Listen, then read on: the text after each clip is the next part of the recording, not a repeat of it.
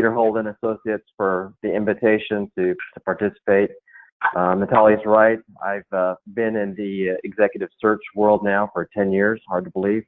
It's been a decade. Prior to that, I served for 11 years in an operations role at a 400-bed hospital in Kansas City, and it's been an incredible journey moving from operations now to executive search.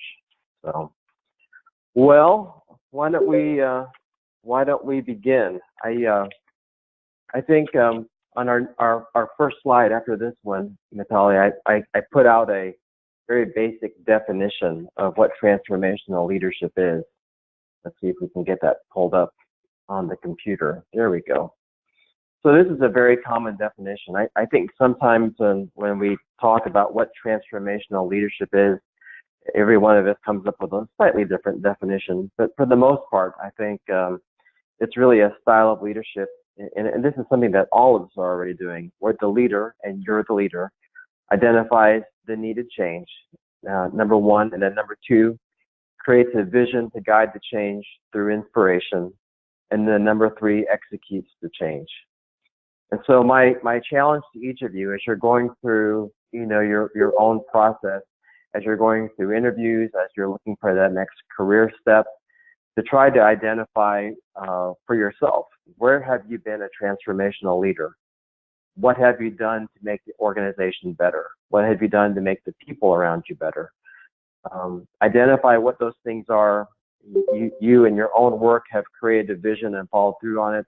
In many instances, you developed your own strategic plans, or your strategic plan has been part of a larger strategic plan. And then what have you done to execute that change? So those are the three things. So what have you done to positively change the organization? It's surprising to me still that even when I interview people for CEO roles and CEO candidates, when I interview chief nursing officers, that sometimes these senior leaders still have not identified and committed to paper, committed to their resume, committed to their documents, committed to memory, what it is that they have done. So let's go to the next slide.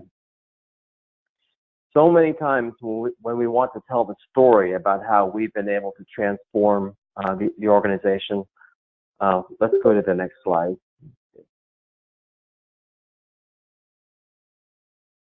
We have the next slide. There we go. What are the metrics that paint the picture of your leadership?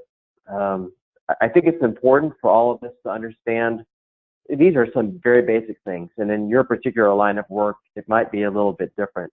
But these are some things from a mostly hospital leadership standpoint that through 10 years of doing this work, even at director level, again, CEO, CNO, CFO level, that sometimes we just don't put down on paper.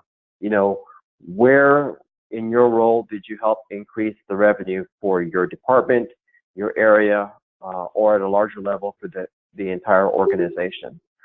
What was the margin? What kind of profitability did you have? Many organizations are taking a close look at EBITDA.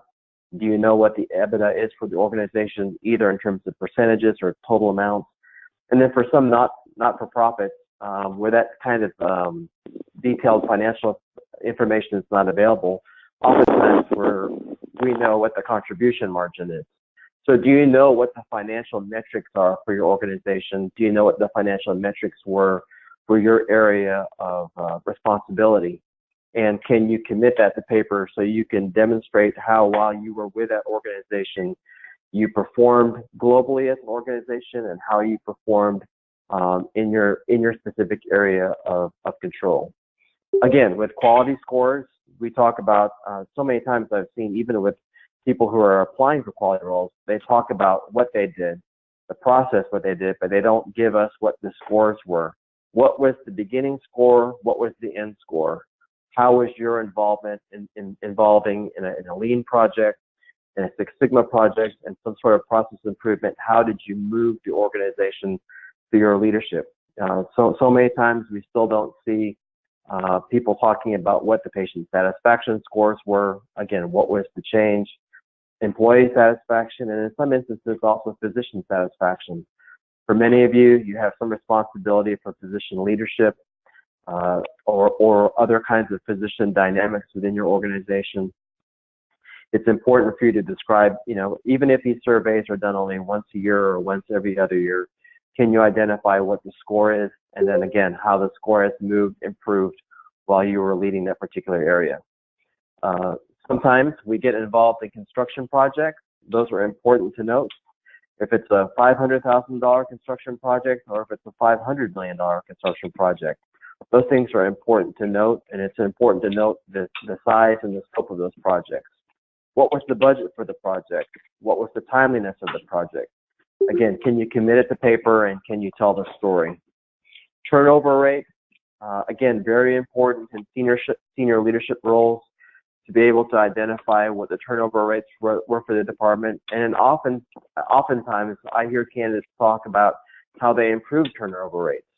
And then when I go down to the granular of trying to find out what was the turnover rate at the beginning and what was the turnover rate on the back end, so many candidates can't tell me. And so I think it's important before you sit down in an interview process that you understand for your departments what the turnover rates were and potentially how you improved.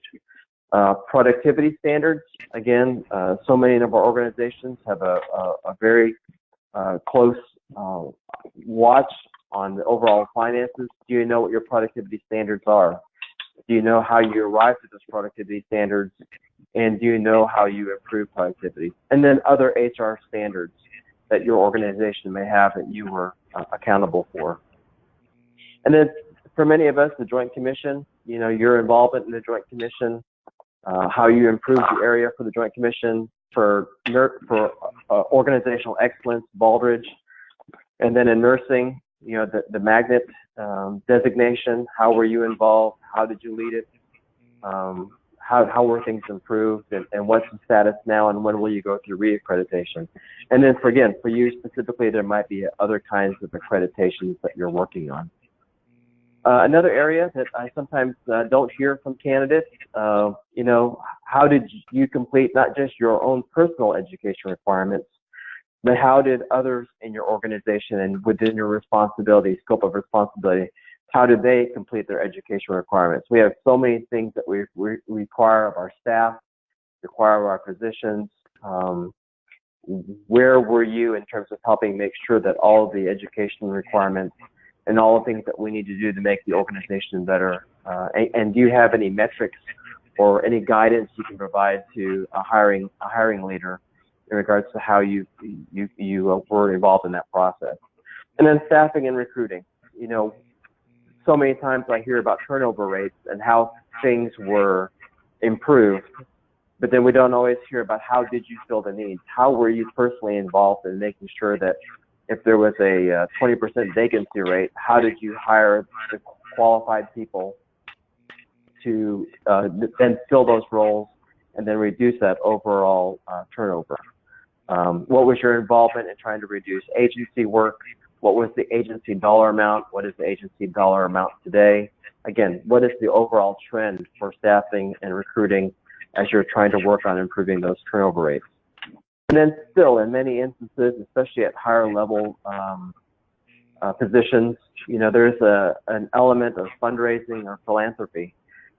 Were you involved in any of the organization's fundraising? Were you involved in any of the organization's overall philanthropy? And maybe even if you're not, so many of our roles now, there is a need, maybe not necessarily a requirement, but maybe a need for you to be involved in the community. How were you involved in the community? Were you involved in a Chamber of Commerce? Were you involved in a representing your organization at a nonprofit?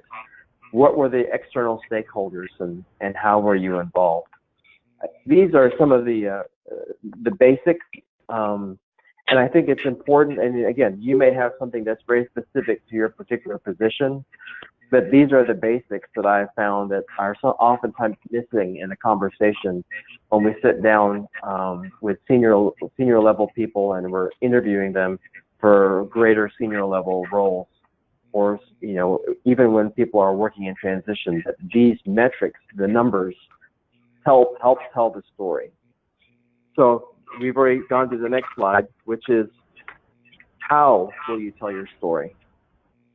So very, very important still, even to this day, is the resume.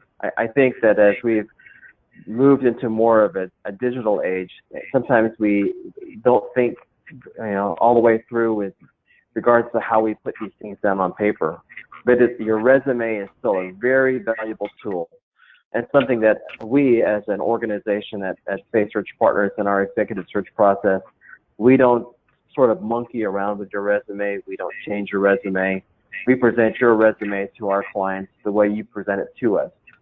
So the way you give your resume helps tell a story to our clients, to the new potential hiring organization, about who you are. So how do you put these metrics? How do you tell your story on your resume? How does it tell your story about your success and how you transform the organization? And I would challenge each of you to be thoughtful about that. Natalie, I think we have some serious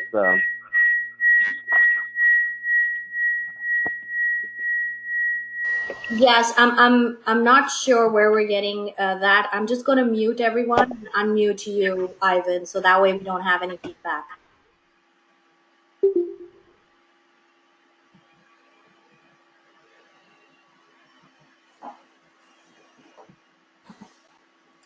Okay.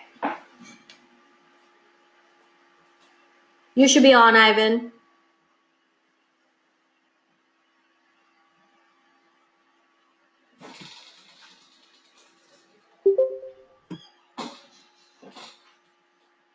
Ivan, sorry, we can't hear you. Just hold on a second.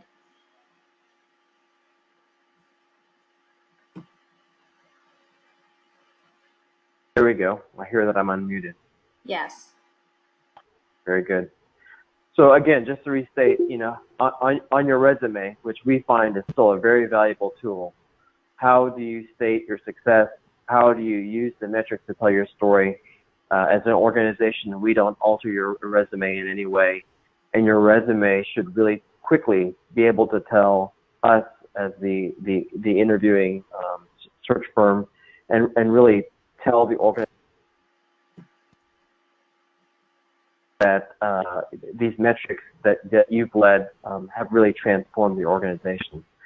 And then I think it's important for each of you, as you're going in for interviews, as you're speaking with people on the phone, even a phone interview, it would be important for you to have 2 or 3 case studies that when prompted by the person interviewing you, you should have these case studies ready to go in the back of your mind that will show how your leadership has moved the dial.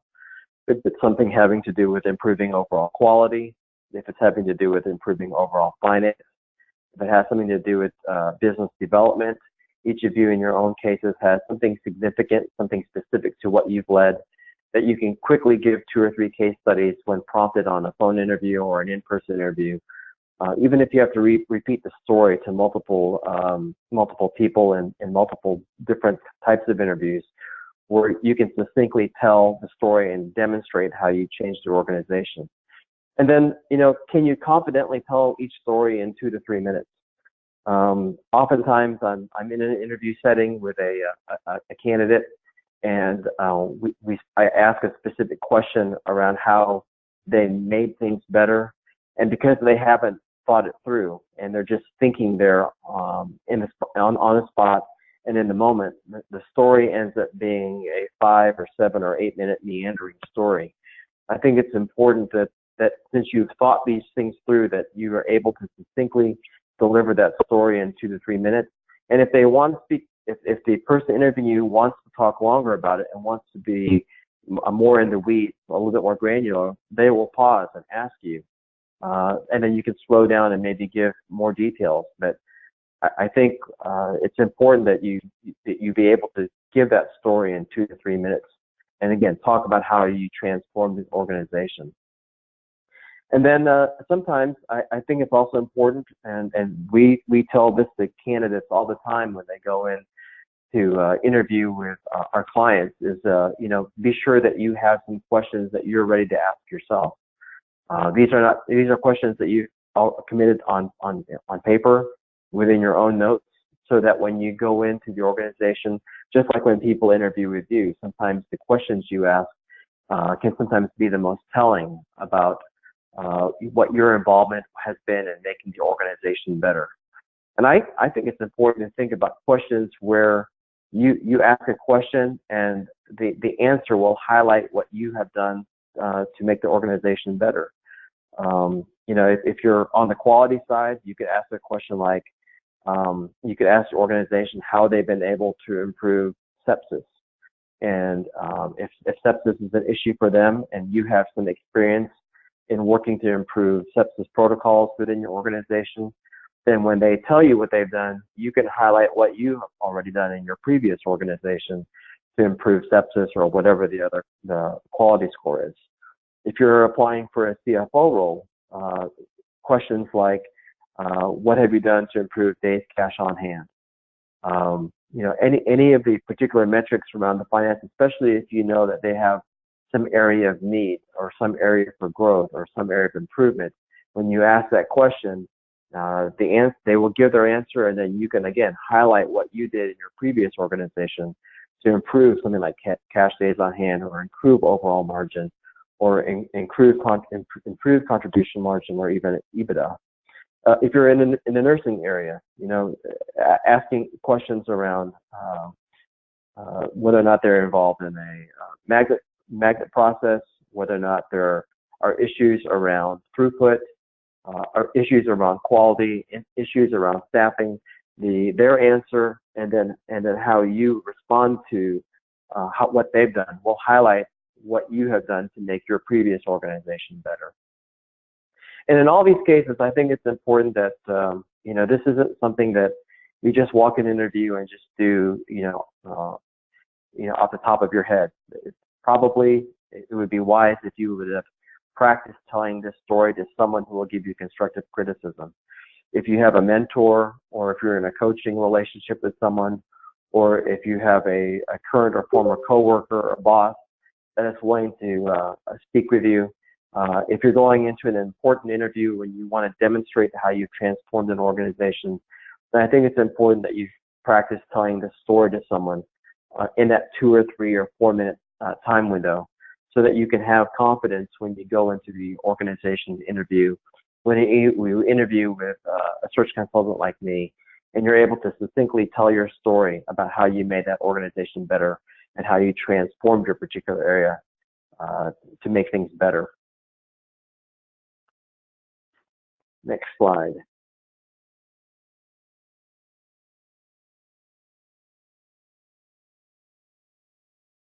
It's coming. And then I think it's really, really important. I'm still surprised at how many times I will interview people, and even though they have a compelling story to tell, they're not really confident about it. They're not really confident about telling their story. Oftentimes I find that there are people that are still a little bit apologetic, because I will often hear, well, I didn't do it myself. It was really part of a team. And my comeback to them is, yes, it was part of it. It was a team that did it, but didn't you lead the team? And 85% of the time, the answer back is yes, I led the team. And if you led the team and these improvements were made, then it's very easy for you to tell the story about how your leadership did make that organization better. So don't be apologetic. Be confident. These are the things that you've been placed in this organization to improve. And through the process of your work, through the process of your leadership, you did it. This is a picture of me in my last operations role. This is just a few months before I left the role. We had, as a cardiac program, had $87 million in revenue.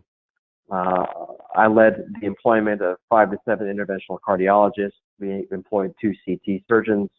We also employed 5 advanced practice clinicians in our cardiac program.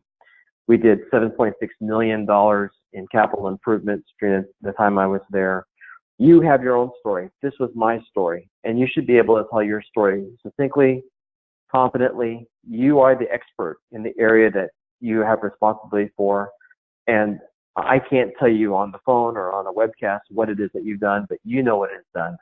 I think this is really all about preparing what your conversation is going to be, what your presentation is going to be, so that you can demonstrate over and over in small groups, one-on-one, with senior leaders, with staff leaders, how you were in the middle of transforming an organization, transforming your area of departments or your area of expertise, and making it better for patients, better for employees, better for physicians, and maybe even also in making it better for the entire community.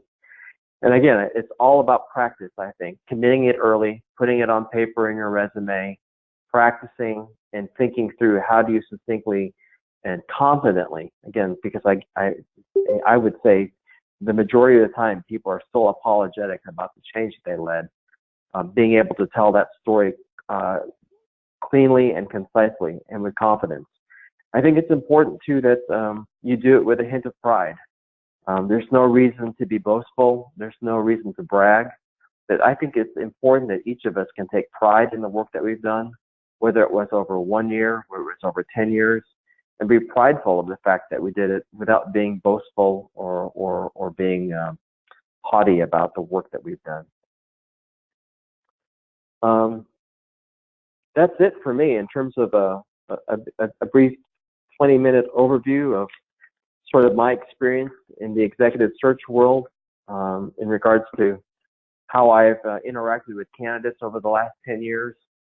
And I've had more and more experience talking with people and trying to discover how they've really led in their organizations, how they've made things better. And with that, maybe we can, Natalie, open up the discussion and see if there are any questions or anything else that I could try to answer. Sure. We actually have a question, and thank you so much, Ivan, for that overview and those insights.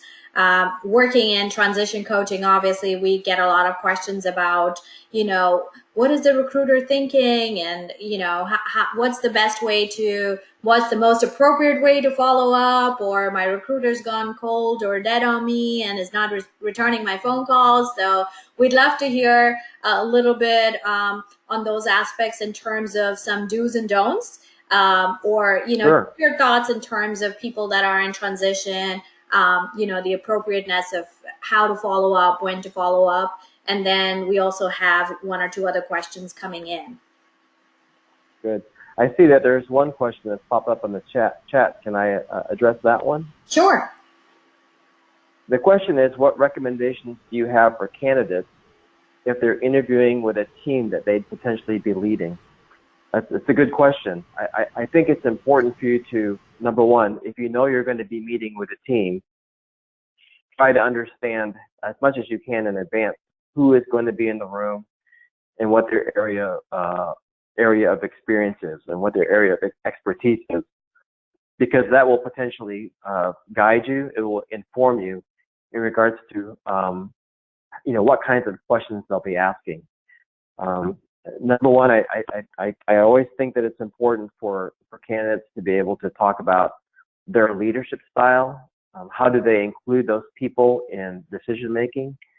Talk about how and when you might be engaging with them. Are you meeting with them on a daily basis? Are you meeting with them on a weekly basis?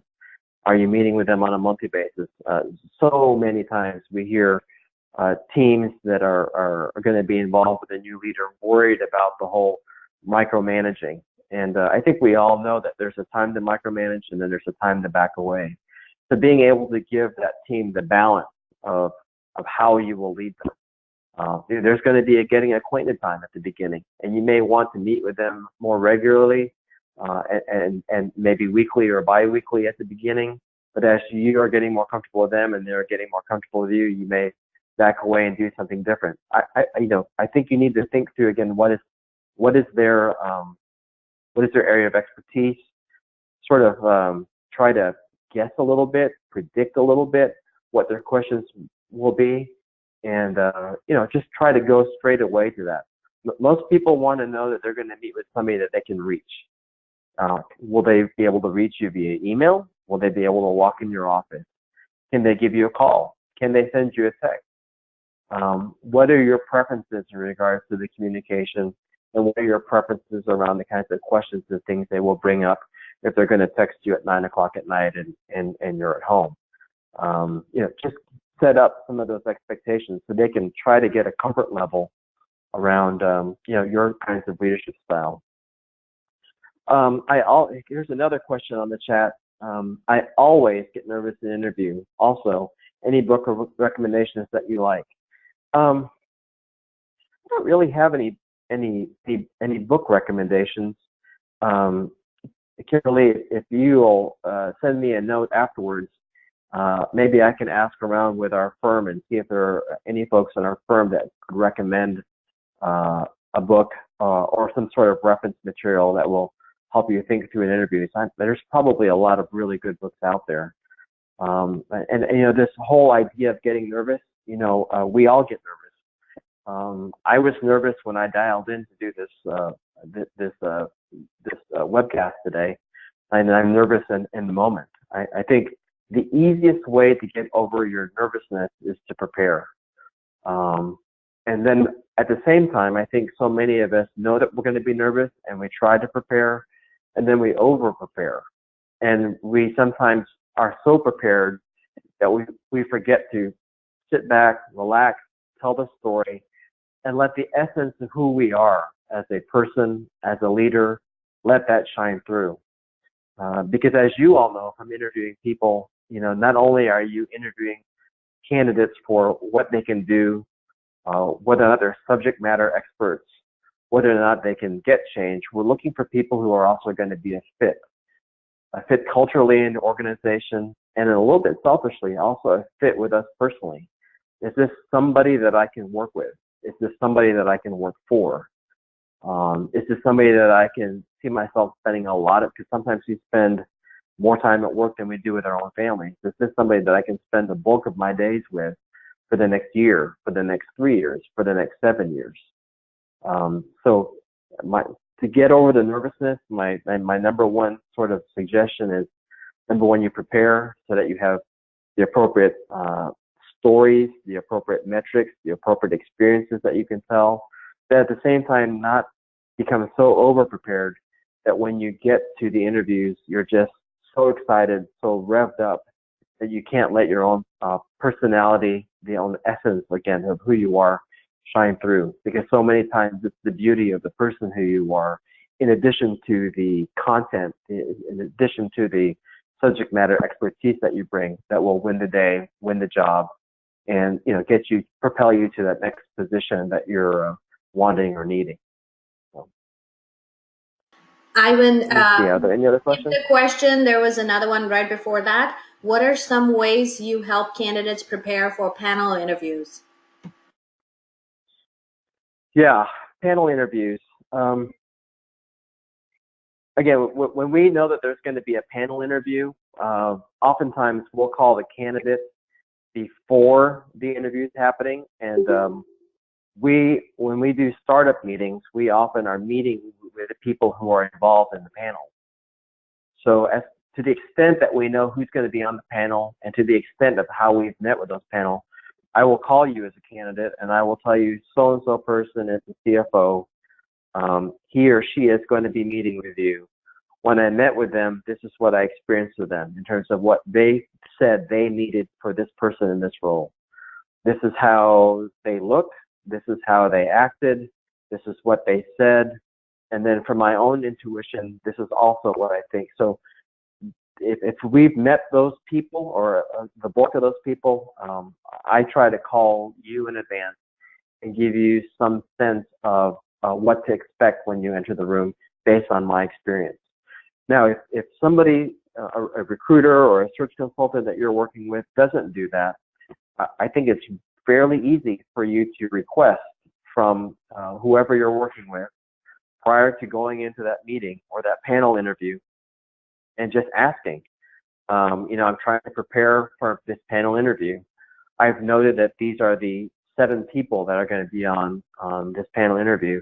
can I talk with you briefly about these people and ask you questions about each person, whether you've met them and what you've done. So if the search consultant is not specifically setting that up for you, I think it's something that you should and try to request so that you can prepare yourself. Again, this goes down to the preparation, the thinking through, the committing it to paper so that you're understanding it, and then also a little bit of practice to make sure that when you're in the room, you can address each person, hopefully by name, and try to address whatever questions they may have quickly, as if you already had some familiarity with them, based on your own personal research and the discussion with a search consultant that's guiding you through the process. I hope that helps.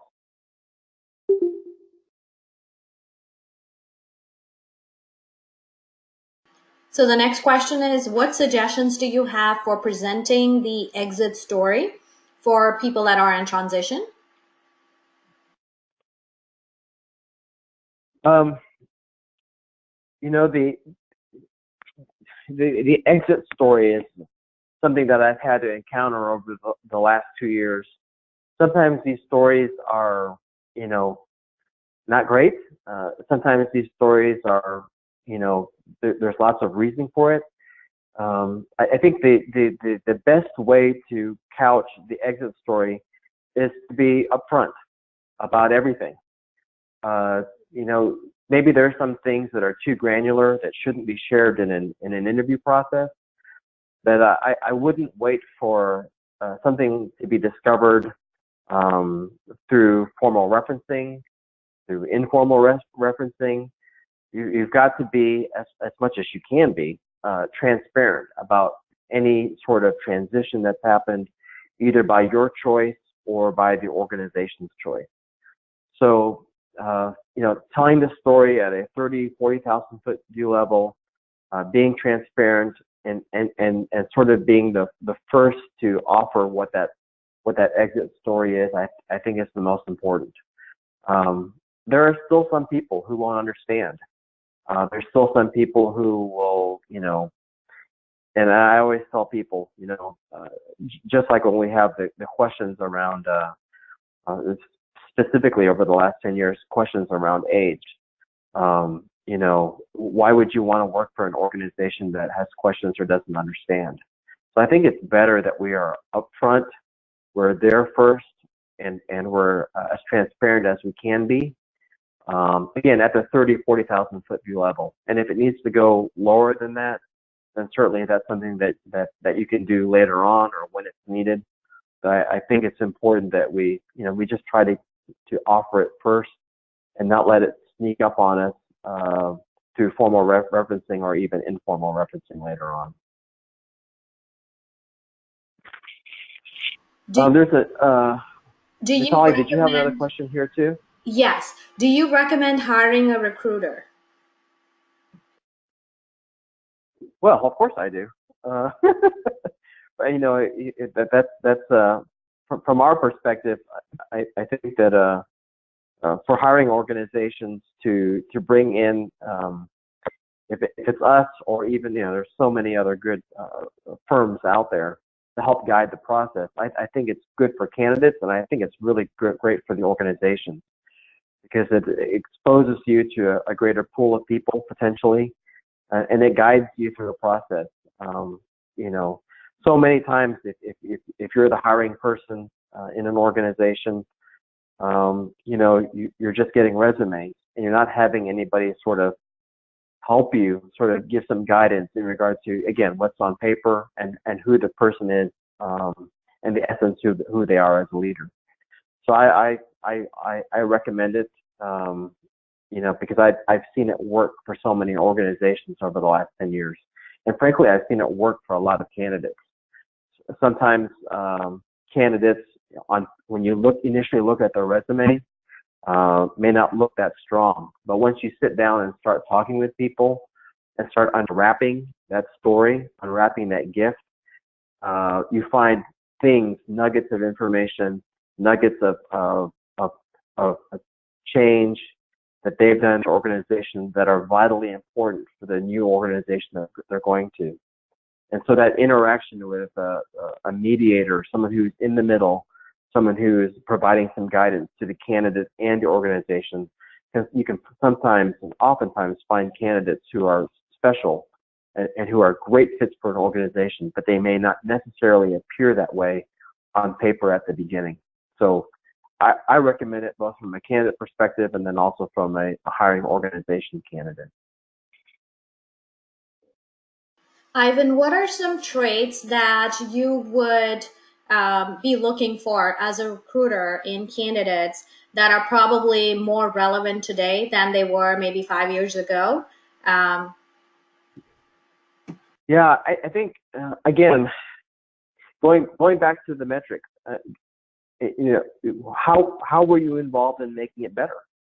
I think early in my career in search, it was more about process, but organizations now, because there's so much pressure on the finance side, so much pressure on the quality side, so much pressure in terms of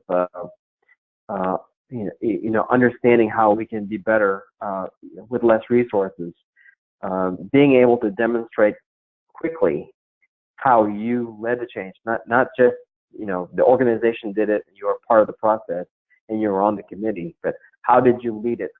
How did you get in front of it? How did you develop the strategic plan? What was your portion of the strategic plan? And then what was the beginning?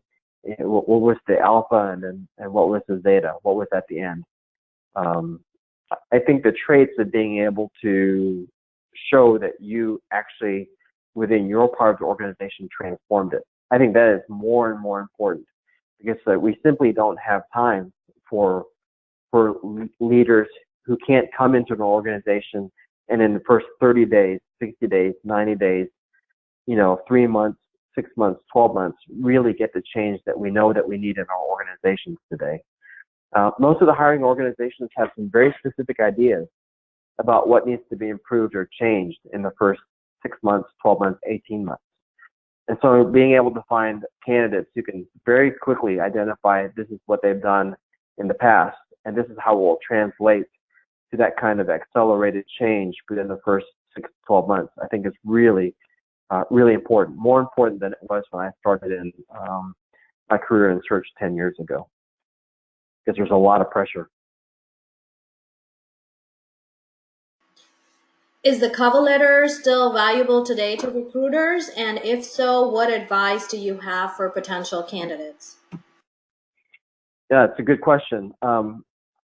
Personally, I still like the cover letter. I think it can tell a story in addition to, especially when the previous question was around the exit story. I think it can tell an additional story that is a good addendum to the resume. I don't know about other recruiters do, but I still read the cover letter. And oftentimes I will include the cover letter when we go back to the client and talk about a candidate. So, I would not dissuade anybody from using a cover letter, especially if it helps tell your overall story in a maybe different way than the resume does. So if you have a propensity to use it, I would suggest you continue using it. At the same time, I don't know that it is completely necessary. I would say probably 80–90% of the contact that I have with candidates is really just the resume, and the well-written resume can tell the overall story. But I don't find that the cover letter is a distraction to me. I still read every cover letter because whenever we're looking at candidates, especially at the beginning, those cover letters can give us that addendum, that extra story that can help shape our thinking around how this candidate will fit within the hiring organization. What are some inappropriate or even illegal questions to ask in an interview? And what advice do you have for candidates if they are posed with such questions? How best do you handle those? I know you made a reference to age earlier, and sometimes you will have people that will bluntly ask a candidate their age or what have you. So what are some of those questions that shouldn't be asked, and how do you handle them if you are posed with something like that? Yeah, this is a really hard question, and I think we have to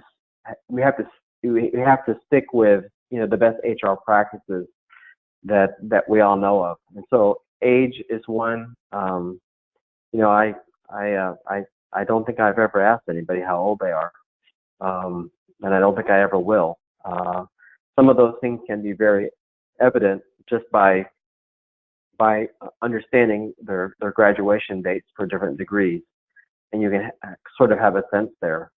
Um, with people, men and women, with young families, I think asking questions around when you're going to have children, or how old are your children, and how that's going to distract you. I find those kinds of questions to be completely irrelevant from a process. So I think we have to follow best HR practices. Just because someone asks you a question in the interview process doesn't necessarily mean that you have to answer them. Again, I go back to the thing that I said near the beginning, when if someone wants to ask you how old you are, and they want to ask you age-related questions, and they're so concerned about that, why would you want to go work for an organization that is so worried about that at the beginning?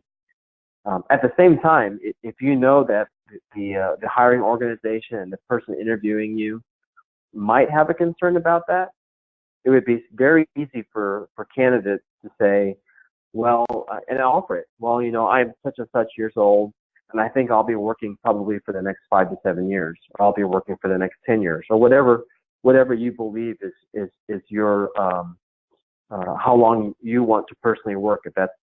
So, being able to answer the question before it's asked, or sort of answer the question before it needs to be asked, is a way that you can sort of get ahead of that.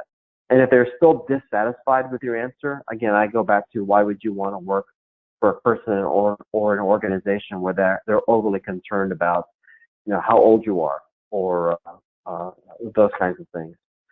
So being able to be tactful, but also staying within the realm of all the HR sensitivities that we know from working with our organizations, I think is important. Vitaly, does that help? Yes, thank you. How do you handle a gap in employment, especially if it's maybe a few years, not just a few months? Yeah, when I see those gaps in employment, I always ask. So you on your resume, you showed that you didn't work from 2012 to 2015. What did you do in that interim period, and what happened? And then we'll hear what that story is within that gap. And there's lots of compelling answers.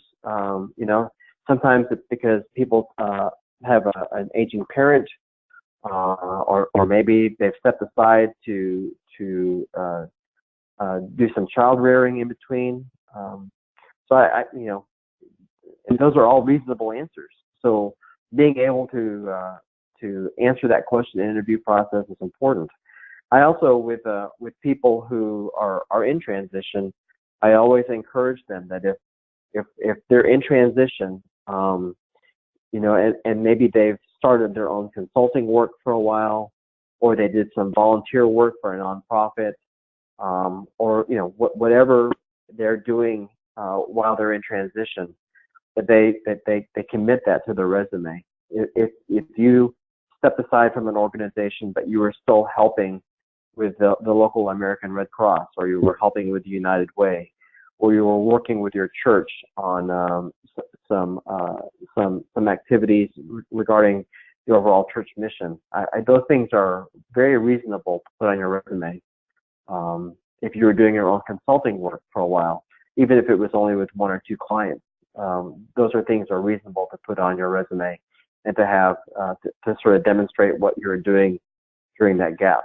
So again, if this is something that's happened 3 years ago, 10 years ago, and there's a 1 or 2 or 3 years gap, just be ready to answer the question during the interview, even if you don't want to commit it to the resume. Just so when because I will always ask, what happened in this 1 year, 2 year, 3 year period where you didn't work. And it's really always fascinating to hear what the story is. And I would say the bulk of the time the story is very reasonable. So just be ready to answer it, and don't hide from it. What about physical mail?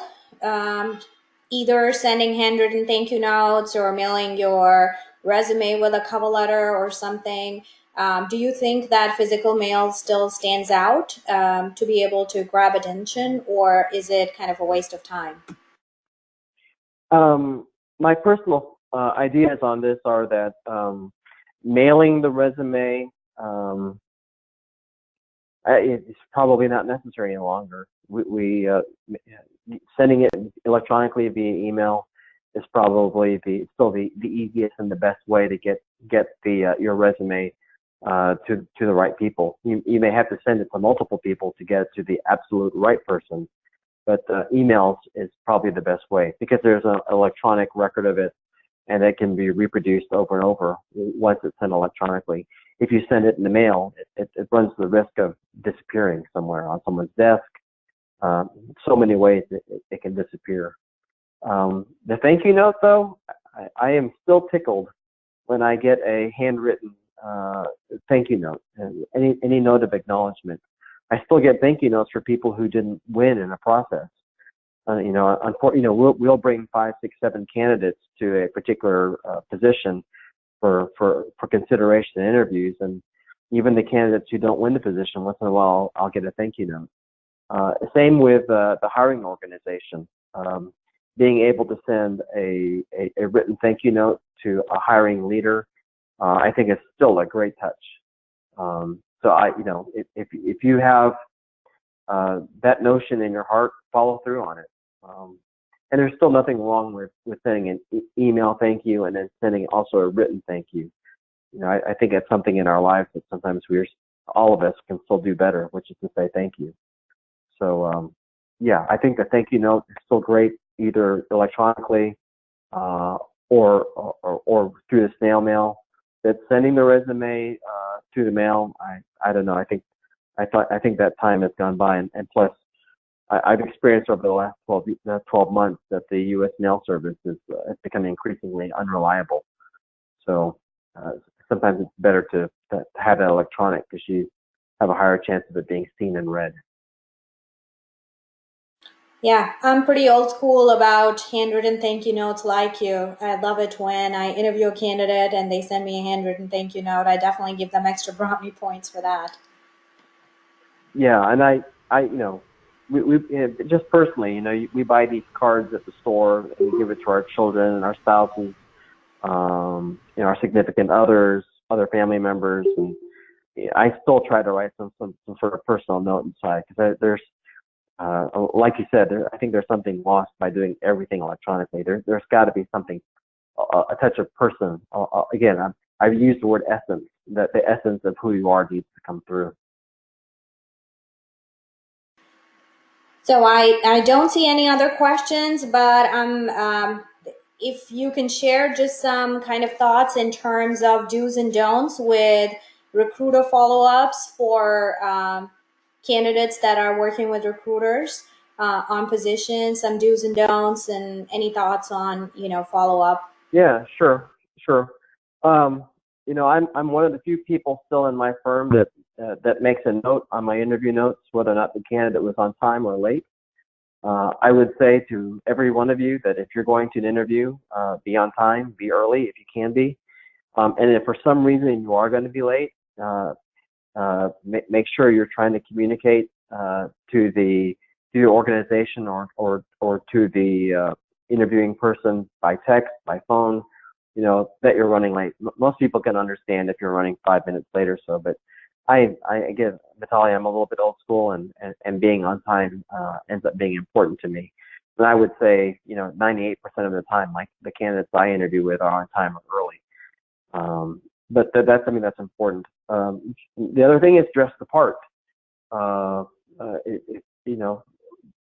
You have a sense of who the organization is. Hopefully you have a sense of what they look like in the workplace. dress the part. I have a sad story about someone coming to interview with me and they were wearing Birkenstock. Oftentimes that won't go well. So dress the part of the role that you're trying to achieve. In terms of recruiters, before I went into the search work, I was on the operations side myself, and I really disliked it when search consultants wouldn't call me back or wouldn't give me feedback. So if you are going through a process and you're not hearing back from a search consultant or the organization that you're interviewing with, there's nothing wrong with calling, texting, emailing, either the recruiter or whoever is on the hiring side to just try to get that update. At the same time, if you overdo it, if you're doing it every 15 minutes or every hour, potentially every day, that can become a little annoying to the people who are trying to guide through a process. So just use your best judgment in regards to how often you are trying to get those updates. But there is really nothing wrong with trying to get an update in regards to a process. At the same time, there are some people who just get busy. Things get lost, and we have to be a little bit understanding about that. And the reality is, oftentimes we as humans don't like to give other people bad news. And so if it's really gone cold over an extended amount of time, I think it's okay to just let it go. So I'm trying to think if there's any other. I don't really have a list of golden rules or do nots, Natalie, in regards to a process. To me, it comes down to being able to demonstrate the beauty of the person you are and the ability that you can do to do the work and transform your organization.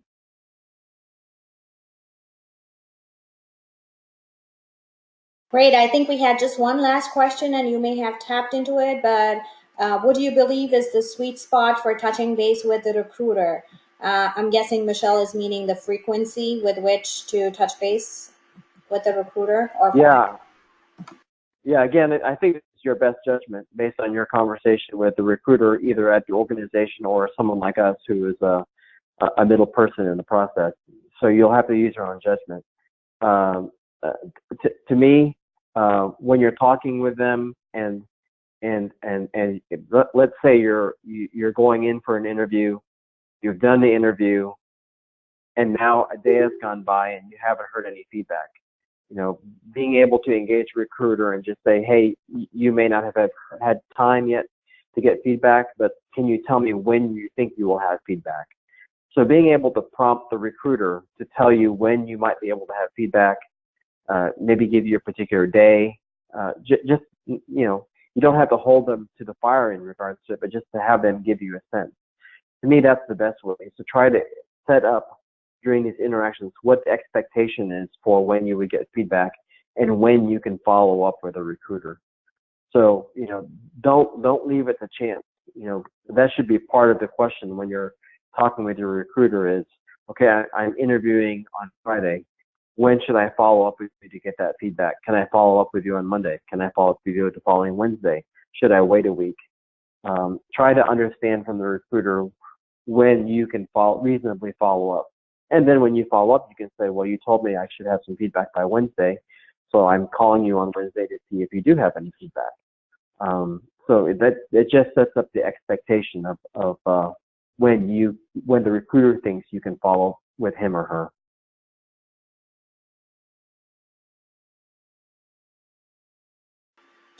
Any other questions? We have 4 minutes left. So if anybody else has any other questions. All this has been very, very insightful. And thank you so much, Ivan, for sharing this with us. Working as advisors and coaches and also as executives, this is great to hear from your perspective in terms of things that are important in the recruitment process. Very good. If anybody wants to talk offline, just send me a note. Happy to talk with anybody. Yeah, looks like we don't have any other questions. Thank you again so much, Ivan, for your time, and we'll give you back your 3 minutes. And thank you so much, and thank you all for joining us. Thank you all. Thanks, Vitali. Bye. Bye.